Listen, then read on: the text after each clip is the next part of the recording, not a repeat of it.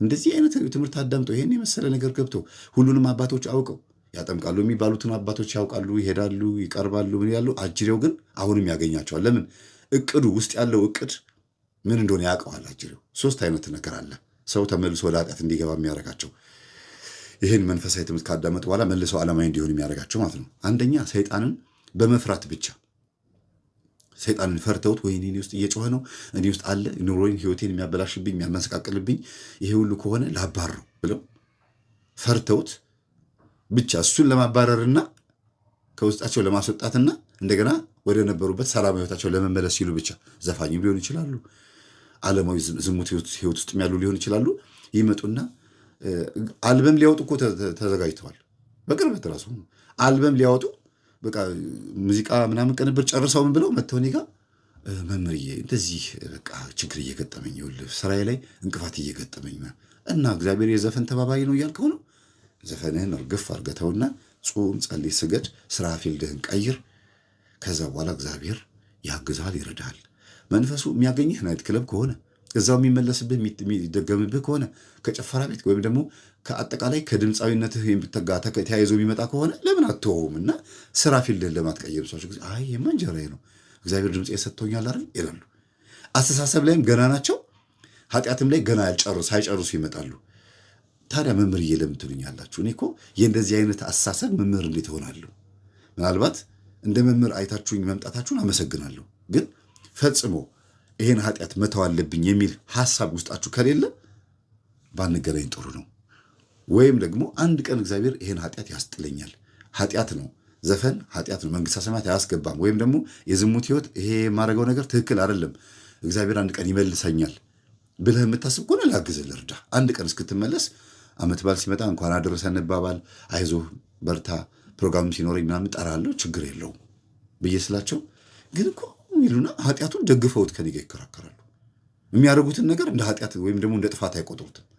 በሉ ራቁ ብዬ አርቃቸውና ወንድማዊነቴን ብቻ ሰጥቼ ከአጠገቤ እንዲርቁ አደርጋለሁ። ለምን? ገና ሳይጨርሱ የመጡት ያ ኃጢአታቸው እኔን በዙሪያ ያለውን ተማሪዎችን ያወዛግባል። ገና ጨርሰው እስኪመጡ ጠብቃለሁ ማለት ነው። ገና ናቸው፣ ቆይ ይጨርሱ እላለሁ። ሰው ደውሎ ራሱ አረ መምህር ያንተ ተማሪ አይደል ይሄ ልጅ ይህች ልጅ አንተ ተማሪ አለች፣ ምንድን ነው እያደረገች ያለችው ቲክቶክ ላይ፣ ዩቲዩብ ላይ፣ ፌስቡክ ላይ? እና ታዲያ ምን ላድርግ? ከ10 ሰዎች ውስጥ 2 ሰው ፌል ስላደረገ እኔ ምን ላድርግ? ያለኝ አማራጭ ምንድን ነው? ማሳየት፣ ማስተማር ነበረ። እነዚህ ሰዎች የሆነ ያልጨረሱት ነገር አለ። ጸበል ሲረጩ ይጮሃሉ። ማነው ሲባል እገሌ ነኝ ይላል። ቪዲዮም ሪካርድ ሁሉ ነገር ማስረጃ እንይዛለን። ግን ያንን የሚጮኸው መንፈስ መሸኘት ያቃታቸው ደግሞ በአመለካከታቸው ችግር ነው። እነሱ ይሄን መንፈስ መሸኘት ካልቻሉ እንዴት ነው የምረዳቸው? ወይም ደግሞ ይሄን መንፈስ መሸኘት የሚችሉበት መንፈሳዊ ህይወት ላይ ካልደረሱ በዚህ በኩል ጥሩ መንፈሳዊ መሆን እየፈለጉ በዚህ በኩል ዘፈን የሚያዳምጡ፣ በዚህ በኩል መጸለይ እየቻሉ በዚህ በኩል ደግሞ ተቀምጠው ዝም ብሎ ወሬ የሚያወሩ ብቻ ከሆኑ ምን ጥቅም አለው አይደል? ስለዚህ ያለን አማራጭ ምንድን ነው መሰላችሁ? በቃ መንፈሳዊ እህትና ወንድምነት ብቻ ይቀጥላል። ሲጨርሱ ደግሞ ይመጣሉ። እድሜ እኮ ራሱ እኮ ያስጨርሳል። እድሜ ክርስቶስ ምንድን ያለው? ጌታ ሆይ የወይን ጠጅ አልቆባቸዋል ስትል ድንግል ማርያም ጊዜ ገና አልደረሰም፣ አንቺ ሴት ከአንቺ ጋር ምን አለኝ? ሁለት አይነት ነገር የተናገረው ጊዜ ገና አልደረሰም ሲል ምን ማለት ነው? ወይን ጠጁ ይሄ ሰው የበጠበጠው ብዙም የማይጥመው ለሰርግ ተብሎ ተደግሶ ግን ሁሉንም ሰው እንዲያዳርስ ተብሎ ቀጥኖ የተሰራው ጠጅ ገና ከማሰሮ ውስጥ አላለቀም። እሱ ጠጅ ልቅ እስኪል ድረስ እንጠብቅ እያላት ነው ድንግል ማርያም ጊዜ አልደረሰም ሲላት። በአንድ በኩል ደግሞ ጊዜ አልደረሰም ሲል በመስቀል ላይ ተሰቅዬ የምሰጣችሁ የወይን ጠጅ ይበልጣል ማለቱ ነው። ግን ለድንግል ማርያም ደግሞ ከአንቺ ጋር ምን አለኝ ያልሽኝን አረግልሻለሁ ብሎ ጊዜያዊ የሆነው የወይን ጠጁንም አጣፍጦ አምጥቶ ሰጥቷቸዋል። ምን እስኪያልቅ ጠብቆ፣ ውስጥ ያለው ወይን ጠጅ እስኪያልቅ ጠብቆ። ምክንያቱም ውስጥ ትንሽዬ ወይን ጠጅ ቢኖር ኖሮ ያ 6ቱ ጋኖች ውስጥ ዶኪማስ የደገሰው ሰርግ ላይ ማለት ነው ትንሽ ወይን ጠጅ ቢኖር እሱን አብዝቶት ነው ይባል ነበር። ግን እንዳልሆነ ሙጥጥ አድርገው ከጨረሱት በኋላ ባዶ ወይን ጠጅ ላይ ባዶ ማሰሮን ስራ ላይ ውሃ ሙሉባቸው አለና ውሃ ተሞልቶ ከዛ በኋላ ነው ወይን ጠጅ ያደረገው። አሁንም እኛ በህይወታችን እንደዚህ ነን። ስትመጡ ወደ መንፈሳዊ ህይወት እኛ የምናስተምረውን ትምህርት ለመማር ስትመጡ ባዶ ሆናችሁ ምንም እርሾ የዓለማዊ የበጠበጠው ወይን ጠጅ ዓለማዊ አስተሳሰባችሁን ትታችሁ ከሆነ የመጣችሁት አዲስ ወይን ጠጅ ክርስቶስ እናንተ ውስጥ ይሞላባቸዋል። ስጋው ደግሞ ስትቀበሉ ጤነኛ ሆናችሁ ነው። መንፈሳዊ ሕይወትም ስትኖሩ ጤነኛ ሆናችሁ ነው። ወደኋላ እንድትመለሱ የሚያደርጋችሁንም አሸንፋችሁ ጤነኛ ሆናችሁ ነው የምትኖሩት። የሚመጣባችሁ የሚፋለማችሁ ነገር ግን ቀጠሮ፣ የኃጢአት ቀጠሮ የምትይዙ ከሆነ ቆይ ከዳንኩኝ በኋላ ይችን ልጨርስ፣ ይሄን ካደረኩ በኋላ ሄጅ ተመልሼ ደግሞ እንደዚህ ፏፏ አረገዋለሁ፣ ትንሽ ቦግ ቦግ ቦግ አረገዋለሁ ምናምን የምትሉ ከሆነ በዛው እግዚአብሔር ዝም ይላል። ምልክትን ያሳያል። አለ እኮ ውስጥህ መንፈስ፣ ውስጥሽ እኮ መንፈስ አለ። ግን ብትተጊ ይሄን ሐሳብሽን ብትተዩ፣ ተመልሼ ወደ ዓለም ሄዳለሁ የምትይውን ሐሳብሽን ብትተዩ እገላግልሽ ነበረ። ግን ይሄን ቀጠሮ ስለያዝሽ እኔ ከአንቺ ጋር አይደለሁም፣ አትድከሚ ይላል። እስራኤላውያን እንደዛ ይላቸው ነበረ። ጦርነት መጥቶባቸው በካህኑ ኤሊ ዘመን ጦርነት እንውጣ፣ ታቦተ ጽዮን በሉ ተሸከሙ እንውጣ ሲሉ ታቦተ ጽዮን አትሸከሙ፣ እኔ ከእናንተ ጋር አይደለሁምና ወደ ጦርነት አትሂዱ ብሏቸዋል እግዚአብሔር ብሎ በነቢዩ በኩል ሲነግራቸው አይ አንሰማህም አንተን ብለው ታቦተ ጽዮን ተሸክመው ሄዱ። ጦርነት ሲዋጉ ይሸነፋሉ። ከእናንተ ጋር አይደለሁም፣ የእኔ ኃይል ከእናንተ ጋር አይደለም፣ ለጊዜው ተጣልቻችኋለሁ፣ አታምጡ ያልኳችሁን እርም የተባለን የአሕዛብን ምግብና ብራቸውን አምጥታችኋልና እሱን እርም የተባለውን ነገር ንስሐ እስካልገባችሁበት ድረስ የመጣውን ጦርነት አታሸንፉትም፣ ተዉ አትውጡ ተብላችኋል እያለ በነቢዩ በኩል እግዚአብሔር እየነገራቸው አምፀው ሲወጡ ተሸንፎ ይመለሳሉ። ከዛ ቤቱ ማረን ብሎ ደግሞ የተንበርኮ ይሰግዱ ነበር ይላል። ይሄ አሁን ያለው ህይወታችን እኮ ነው። ዝም ብላችሁ አትላተሙ፣ አትጋፈጡ። መታችሁ ደግሞ እኛ አይነ ጥላ ጠቋር መንፈስ እንደዚህ ያደርጋል ስንል አዎ ያደርጋል። እሺ ከዛስ ቅዱስ ሚካኤል ምን አደረገ? እንደዚህ ያደረገ ገብርኤል እሱን ይዞ ወጥሮ እግዚአብሔር ሆይ ከዚህ ነገር ከገላገልከኝ ለቅዱስ ቁርባን በቃለሁ፣ ስራዬን እቀይራለሁ፣ መንፈሳዊ ሆኜ እኖራለሁ፣ ህዝብህን አስተምራለሁ፣ እንዲህ ሆኜ አገባለሁ፣ ወልዳለሁ እና ጥሩ ክርስቲያን እሆናለሁ ብላችሁ ቃል ስትገቡ መንፈስ ቅዱስ ያግዛል። አይ ቆይ እስቲ ትንሽ አንድ 20 ቀን አንድ ወር ያክል ትንሽ ሱባኤ ልግባና ትንሽ ከዳንኩ በኋላ ሄጄ ደግሞ ወደነበርኩባት ስራ ይመለሳለሁ የምትሉ ከሆነ ያቺ ቀጠሮ ያቺ ያዛችኋት እርሾ እስክታልቅ ድረስ እግዚአብሔር ዝም ይላል፣ ጸጥ ይላል። መታችሁ ብትጠመቁም ይጮሃል እንጂ አይወጣም።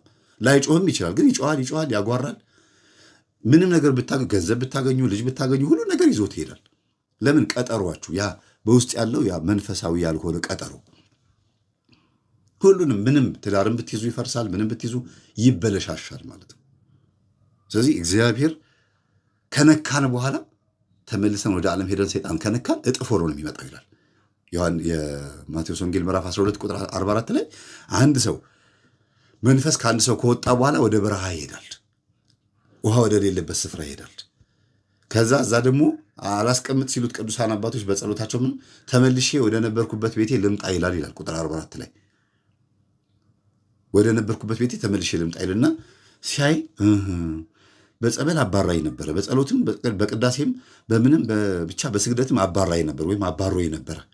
አሁን ተመልሶ እንደገና ወደ ዓለም መጣልኝ፣ ቆይ ይቺን አስተሳሰቡን ወድለታለሁ ይልና እገባለሁ ተመልሼ ወደ ልቡ ወደ ነበርኩበት ቤቴ ልመለስ ቢለው ቤት የተባለው ልብ ነው፣ እመለስበታለሁ ይልና ይላል። ግን ብቻዬን አልገባም፣ 7 ከኔ የከፉ አጋንንቶችን ይዤ መጥቼ እገባለሁ ይላል። ከዛ 7 ከራሱ የከፉ አጋንንትን ይዞበት እሱ 8ኛ ሆኖ ይገባበታል። ለዚህ ሰው መጀመሪያ ከነበረው ስቃዩ ይልቅ 2ኛ ላይ ያለው ይብስበታል። እስቲዋቸው መንፈሳዊ ሆነው ሰንበት ትምህርት ቤትም ገብተው ትንሽ እግዚአብሔር እናውቀዋለን ብለው ካሉ በኋላ ወደ ዓለም ሄደው ዓለም ላይ እግዚአብሔር እንዴት እንደሚያሰድቡት ህይወታቸውን መጀመሪያ እኮ ጥሩ ሰው ነበሩ። ከዛ ወደ ዓለም በሆነ በተለያየ ምክንያት ይሄዳሉ። ሰው ፍጹም አይደለም፣ ብዙ ምክንያት ይኖረዋል። ደካማም ነው፣ እናዝናለን፣ ሁላችንም እንደሰታለን። ደካማ ስለሆንን ሁልጊዜ ይጥለናል የሆነ ችግር። ግን ወደ ዓለም ሄደን መንፈሳዊ አይደሉም የሚባሉ ዓለማውያን እንኳን የማያደርጉትን አንድ ይላል እኮ አሕዛብ እንኳን የማያደርጉትን ነገር እናንተ በእናንተ መካከል ታደርጋላችሁ። ለዚህ ሰው እኔ እንዲህ እላለሁ ይላል ቅዱስ ጳውሎስ የቆሮንቶስ መልእክት ላይ አይደለም 12 ላይ ማለት ነው። ይህ ሰው ለሰይጣን ተላልፎ እንዲሰጥ ወስኜበታል፣ ፈርጄበታለሁ።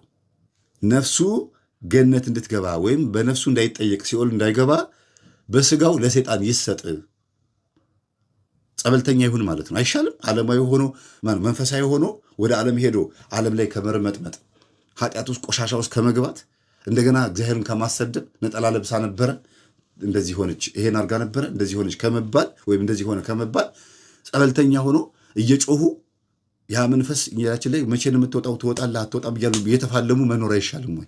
ይሄን ያለው ቅዱስ ጳውሎስ እኮ ለሰይጣን ተላልፎ እንዲሰጥ ፈቅጃለሁ ወስኛለሁ አለ። ስጋው ያለው ነፍሱ እንድትድን። ጸበልተኛ ሆኖ እድሜ ልኩን ይኖር ነው። እናንተ ጸበልተኛ ሆናችሁ አልወጣም ብሏችሁ ያላችሁ ሰዎች አንደኛ ማድረግ ያለባችሁ ምንድነው? ለምንድን ነው መንፈሱ ያልወጣው? እኔ ጋር ምንድን ነው የቀረው እርሾ? ዓለም የበጠበጠው የወይን ጠጅ ውስጤ ምድራዊ የሆነ ብጥብጥ ነገር ውስጥ ያለ እሱ ወጥቶ ክርስቶስ በእኔ ላይ ሪፕሌስ ያላረገው አዲሱ የወይን ጠጅ ገብቶ እኔ ላይ ያልሰራው ለምንድን ነው? እኔ አሮጌ አቁፋዳ ስለሆንኩኝ ነው። በአሮጌ አቁፋዳ ላይ ወይም በአሮጌ የወይን ጠጅ መያዣ ላይ አዲስ የወይን ጠጅ ብትከቱበት ያፈነደዋል ነው የሚለው። አርጎ ያፈነደዋል። ወንጌል ነው የሚናገረው። ያፈነደዋል። በአዲስ አቁፋዳ ግን አዲስ የወይን ጠጅ ስታደርጉ ይጠባበቃሉ ይላል። አዲስ ሌጦ ታውቃላችሁ? የፍየል ሌጦ እሱን ነው አቁፋዳ የሚለው። እንግዲህ በድሮ ጊዜ ደህና ፈሳሽ ነገር የሚይዙበት በሱ ነው ወይ ቅል ነው እና ይተረትረዋል ሲል እንግዲህ ሌጦ ስለሆነ ነው። እና ምን ማለት ነው?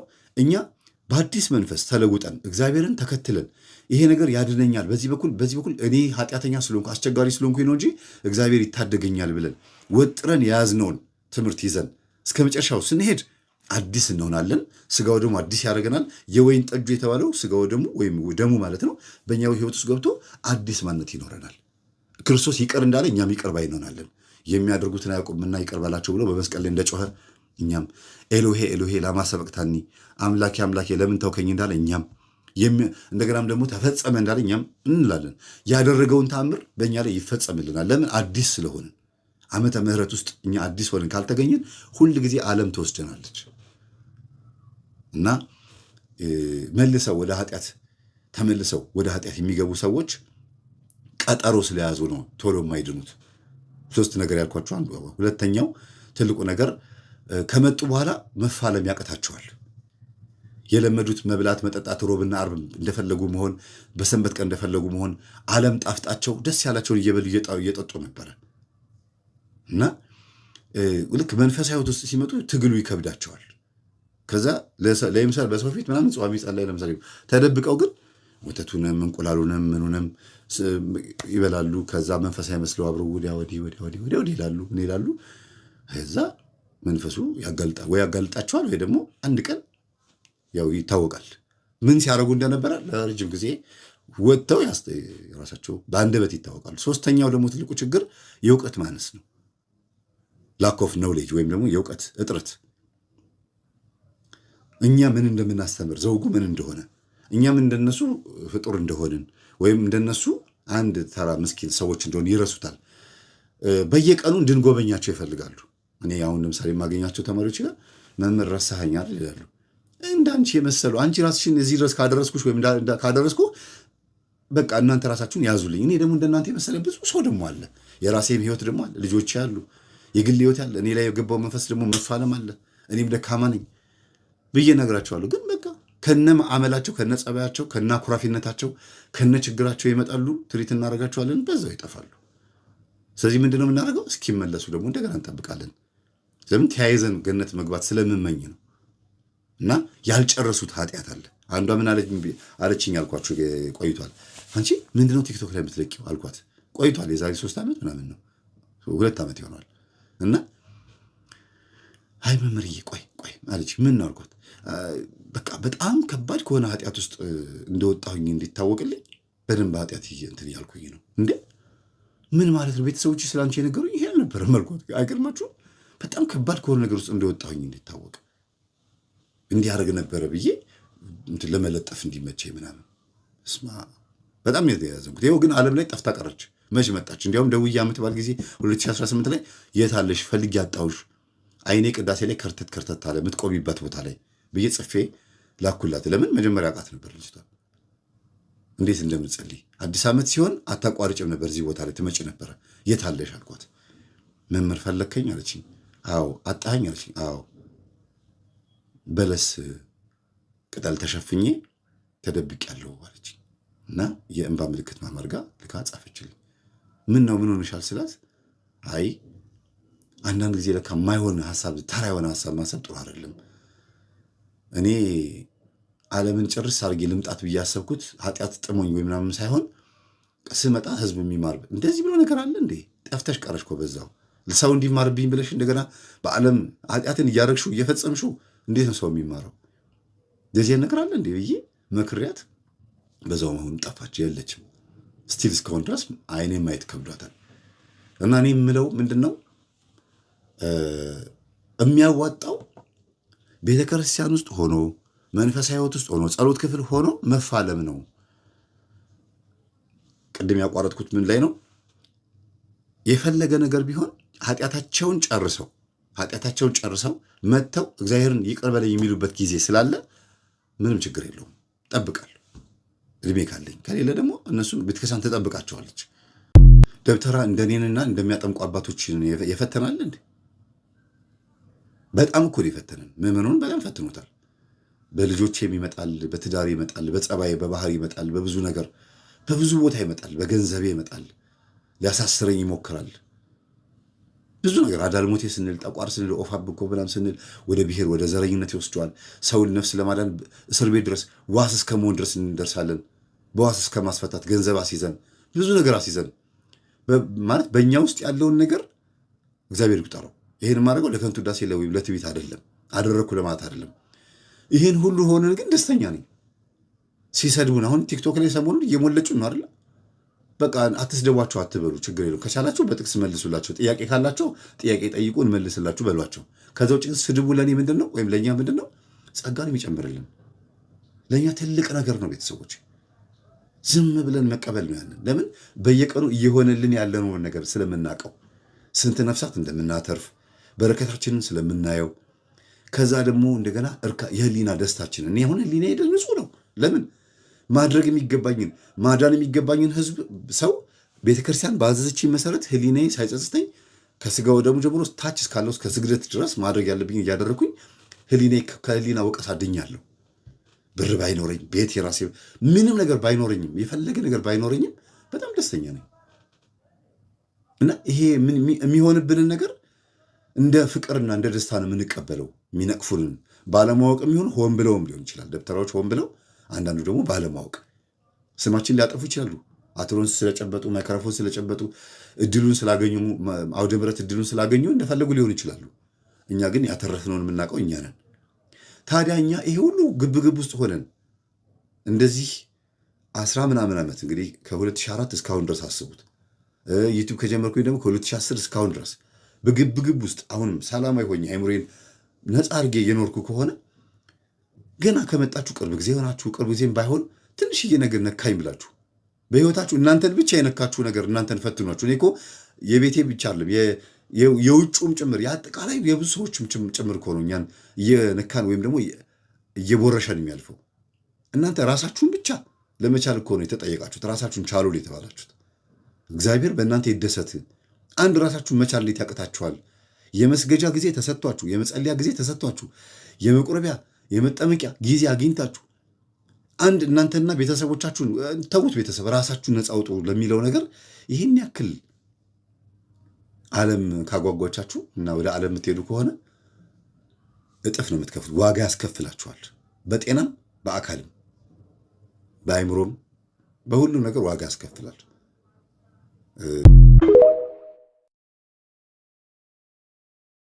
ሚስቱ ነች የመተተችበት 27 ዓመቱ ላይ የገዛ ሚስቱ ሰብለስ ቤተሰብ እርስ በራስ ዝሙት እየፈጸሙ ነው የሚልኩት። አባት ከልጅ ጋር ምን አትመቸኝም?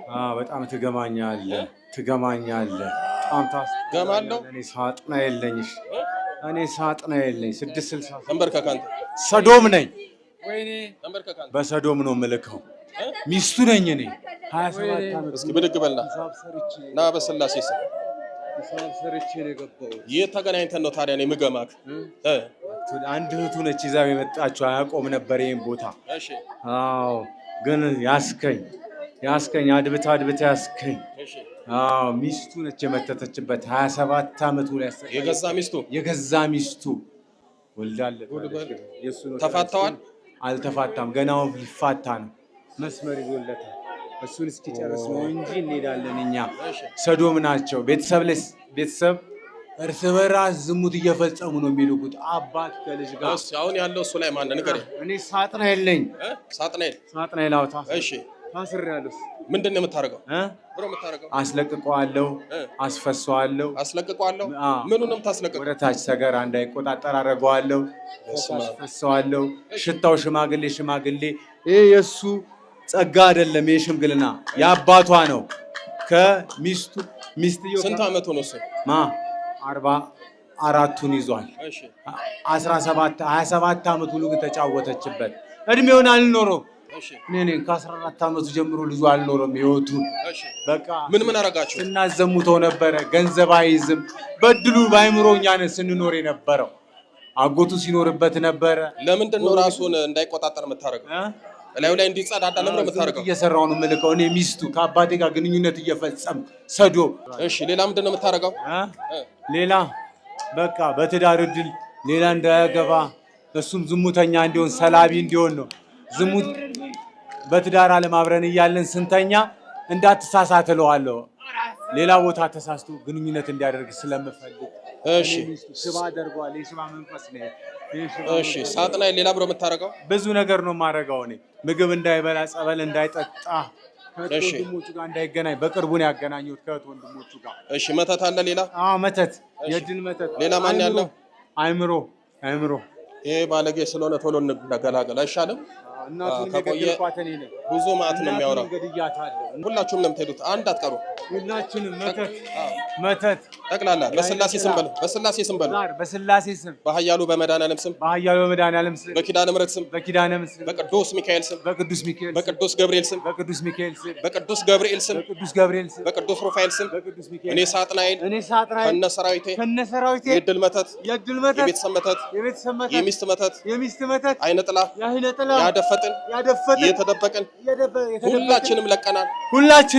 በስላሴ ስም በሲኦል ታስረናል። የዘጋነውን እድሎቹን በኪዳነ ምሕረት ስም ከፍተናል። የመጨረሻችን ነው። በል 7 የጮነጡ ቶሎ በል 1 2 3 ቀጥል 4 ቀጥል 5 6 ገንዝና ሊቀ መላኩ የሰጠው ዳኛ ቅዱስ ገብርኤል ሲኦል ያወርድ በስላሴ ስም። ኪዳነ ምሕረትን አመስግኑለት። ይሄ ቢጠየቅ ብዙ ነገር ስለሚያወጣ መስማትም አያስፈልግም። ትንሽ ከበድ ይላል። ለመድረክም አይመጥንም። እንደሰማችሁት ነው። ሳጥናኤል ስለሆነ የቤተሰብ ነው። ምን እንዳደረገ ሰምታችኋል። ሌላም ነገር ነው የሚናገረው። ተው መብራንን አመስግን።